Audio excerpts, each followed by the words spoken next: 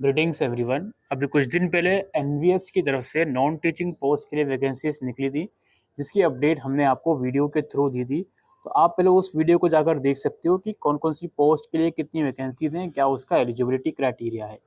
और इन वैकेंसीज के लिए जो एग्ज़ाम है वो एनटीए करवाएगा और फॉर्म वगैरह भी आपको एनटीए के थ्रू भरना है। तो आज की इस वीडियो में हम देखेंगे इसका जो फॉर्म है वो आपको कैसे भरना है।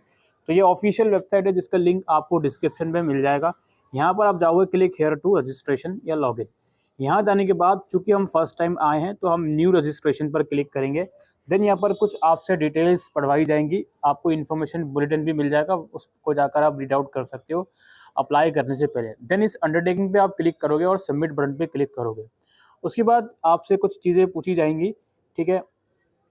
हाँ, यहाँ पे अगर आपके पास आधार है तो आप ये वाला ऑप्शन चूज करोगे और फर्दर प्रोसीड करोगे फॉर्म को भरने के लिए। डिजी लॉकर के थ्रू करना चाहते हो तो उसके थ्रू करोगे, और एबीसी वगैरह के थ्रू करना चाहते हो तो उसके थ्रू भी आप लोग कर सकते हो। पासपोर्ट वगैरह के थ्रू भी यहाँ पे आप लोग अप्लाई कर सकते हो। हम सिंपल सा प्रोसीजर जो है आधार, उस पर क्लिक करेंगे। देन यहाँ पर आपके पास आधार नंबर लिखने का ऑप्शन है, इस पर क्लिक करके जनरेट ओटीपी पर आप क्लिक करोगे।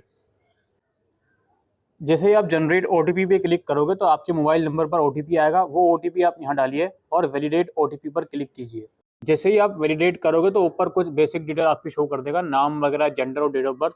और नीचे आपको फिर और अपनी फर्दर डिटेल्स देनी है। नाम वगैरह एडिट भी कर सकते हो, अगर आधार में नाम में अगर कुछ गड़बड़ी है तो उसके अकॉर्डिंग। नाम आपका 10th की मार्कशीट के अकॉर्डिंग सारी चीज़ें होनी चाहिए, ठीक है। इसके बाद आपको फर्दर डिटेल्स प्रोवाइड करनी है, अपने पेरेंट्स का नाम प्रोवाइड करना है।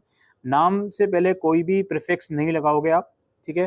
तो इस चीज़ का ध्यान रखिएगा, नॉर्मल जो आपकी मम्मी और पापा का नाम है वो लिखोगे। देन डेट ऑफ बर्थ है यहाँ पे, जेंडर है, कैटेगरी है, एक्स सर्विसमैन हो या नहीं वो आपको सेलेक्ट करना है। Are you are regular employee, इसको आपको सेलेक्ट करना है। स्टेट गवर्नमेंट या सेंट्रल गवर्नमेंट या ऑटोनोमस बॉडी या कुछ भी है वो आप अपने अकॉर्डिंगली सेलेक्ट कर सकते हो।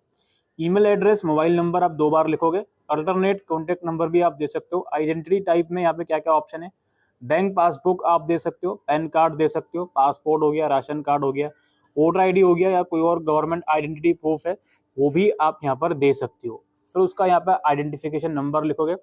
क्या आप पीडब्ल्यूडी कैंडिडेट हो, अगर हो तो येस करोगे। देन टाइप ऑफ डिसेबिलिटी जो है वो लिखोगे। क्या आपको स्क्राइबर की नीड है तो वो लिखोगे, अगर नहीं हो तो सिंपल सा आप नो कर दोगे। देन यहाँ पे आपको अपना एड्रेस लिखना है, एड्रेस नंबर या नेम, और सब लोकेलिटी, लोकेलिटी, कंट्री, स्टेट और डिस्ट्रिक्ट और पिन कोड लिखोगे। परमानेंट एड्रेस और कॉरस्पॉन्डेंस एड्रेस सेम है तो इस बॉक्स में टिक कर दोगे, अदरवाइज मैनुअली अलग अलग है तो अलग अलग मैनुअली आपको लिखना पड़ेगा। देन यहाँ पे पासवर्ड क्रिएट करना है। पासवर्ड के अंदर एक अपर केस लेटर यानी कि बड़ी एबीसीडी वाला होना चाहिए, एक लोअर केस लेटर होना चाहिए, नंबर होना चाहिए, और एक कम से कम स्पेशल कैरेक्टर पासवर्ड के अंदर होना चाहिए। पासवर्ड मिनिमम 8 और मैक्सिमम 13 कैरेक्टर्स तक का अलाउड है। देन यहाँ पे सिक्योरिटी क्वेश्चन का एक आंसर आपको लिखना है जो कि पासवर्ड रीसेट करने के काम आता है। इसके बाद सिक्योरिटी पिन है, सिक्योरिटी पिन लिख के आई एग्री पे आपको क्लिक करना है। देन यहाँ पे सबमिट ऑप्शन पर क्लिक करना है। जब आप करोगे तो आपको डिटेल शो करेगा कि भाई वेरीफाई कर लो। अगर डिटेल में एडिट करना है तो नीचे जाके एडिट कर सकते हो, अदरवाइज फाइनल सबमिट आप करोगे। स्क्रॉल करके ये जितने भी बॉक्स हैं सब में टिक कर दोगे, और देन यहाँ पे फाइनल सबमिट का जो ऑप्शन है डिक्लेरेशन पे क्लिक करके इसको आप सबमिट एंड सेंड ओटीपी पर क्लिक करोगे। आप क्लिक करोगे देन ओटीपी वगैरह जाएगा, आई थिंक ईमेल पर आपका ओटीपी आएगा, वो लिखो और सिक्योरिटी पिन लिखकर इसको आप सबमिट कर दीजिए। और जैसे ही आप सबमिट करोगे तो शो करेगा कि आपका अकाउंट वेरीफाई हो गया है और आपका एप्लीकेशन नंबर आपके ईमेल पर भेज दिया गया है। अब आप लॉगिन करिए अपने एप्लीकेशन नंबर और जो पासवर्ड आपने क्रिएट करा है और एक कैप्चा कोड की मदद से। लॉगिन करने के बाद इस तरह का इंटरफेस आपके सामने आएगा। यहाँ पर ये दिखाएगा रजिस्ट्रेशन कंप्लीट है, एप्लीकेशन फॉर्म अब आपको भरना है, ठीक है जी। यहाँ पे कंप्लीट एप्लीकेशन फॉर्म पर आप क्लिक करोगे। अब उसके बाद यहाँ पर आपको सबसे पहले पोस्ट सेलेक्ट करनी है, किस पोस्ट के लिए आप अप्लाई करना चाहते हो। असिस्टेंट सेक्शन ऑफिसर हो गया, ठीक है, इसके लिए दिखा देगा कि भाई रिक्वायरमेंट क्या है, ठीक है। और उसके अलावा आप पोस्ट सेलेक्ट करोगे तो उसकी रिक्वायरमेंट पर भी सेलेक्ट करोगे, या मल्टीपल पोस्ट के लिए भी ये लोग अप्लाई करवा रहे हैं तो I think you can apply, fees शायद उसके अकॉर्डिंगली लेंगे। अब जैसे फॉर एग्जांपल यहाँ पे मल्टीटास्किंग स्टाफ है, इस पर सेलेक्ट करोगे तो उसकी क्लास 10 रिक्वायरमेंट है, और जो भी आपको पोस्ट सेलेक्ट करनी है वो आप अपने अकॉर्डिंगली करोगे। देन उसके बाद नीचे एक ऑप्शन है are you working on contract daily wage basis in NVS, इसको नो कर देंगे, अगर आपके अकॉर्डिंग है तो आप यस कर दीजिएगा। तो पोस्ट सेलेक्ट कर ली मैंने, आई एग्री करूँगा और सेव करूँगा। तो मेरा डेटा सेव हो गया पोस्ट वाला। उसके बाद अगले स्टेप में कुछ पर्सनल डिटेल मेरी शो करेगा, आप इसको वेरीफाई करेंगे और कुछ और पर्सनल डिटेल भी यहाँ पे डालनी है आपको, वो आप डाल देंगे। बेसिकली वहाँ पर आपको नेशनैलिटी और अपना मैरिटल स्टेटस डालना होगा। बाकी डालने के बाद आप इसको सेव कीजिए। अगले स्टेप में वो एड्रेस शो करेगा, उसको वेरीफाई कर लीजिए, देन इसको सेव कीजिए। एड्रेस के बाद अगले स्टेप में आपको क्वालिफिकेशन डिटेल्स डालनी है अपनी, और क्वालिफिकेशन डिटेल्स में 10th की, 12th की और ग्रेजुएशन की डिटेल आपको डालनी होगी।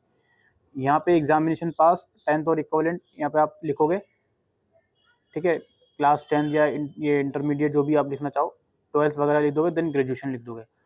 और किस मंथ और किस ईयर में आपने पास आउट करी है वो लिखोगे, किस यूनिवर्सिटी से करी है वो लिखोगे, अपना रोल नंबर लिखोगे, परसेंटेज लिखोगे, मार्क्स लिखोगे, परसेंटेज में मार्क्स लिखना है। टोटल और ऑब्टेन मार्क्स यहाँ नहीं पूछ रहा, सिर्फ मार्क्स पूछ रहा है परसेंटेज में, तो आप परसेंटेज में मार्क्स लिख दोगे। अगर आपका CGPA वगैरह में रिजल्ट आता है तो उसको अपनी रिस्पेक्टिव बोर्ड के अकॉर्डिंग जो भी परसेंटेज में कन्वर्ट करने का फॉर्मूला है उसके अकॉर्डिंग आप कन्वर्ट करोगे, देन यहाँ पे परसेंटेज में मार्क्स लिख दोगे, ठीक है। और इसके अलावा कुछ और क्वालिफिकेशन है तो यहाँ पर प्लस का आइकॉन है, इस पर क्लिक करके आप अपनी क्वालिफिकेशन डाल दोगे, नहीं है तो डिलीट कर दोगे।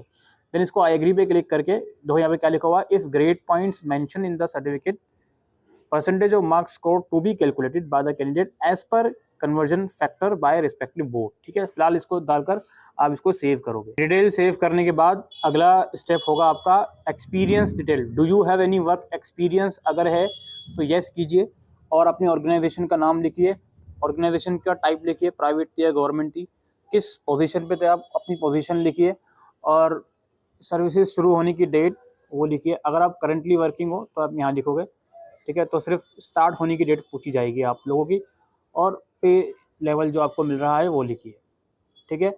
वर्किंग नहीं है तो उसको छोड़ दोगे, तो एंड सर्विस डेट की यहाँ पे आप यहाँ पे लिखोगे। अगर नहीं है एक्सपीरियंस तो सिंपल सा नो करके इसको हम प्रोसीड कर देते हैं। उसके बाद you are not fulfil the experience related criteria for the post assistant section officer.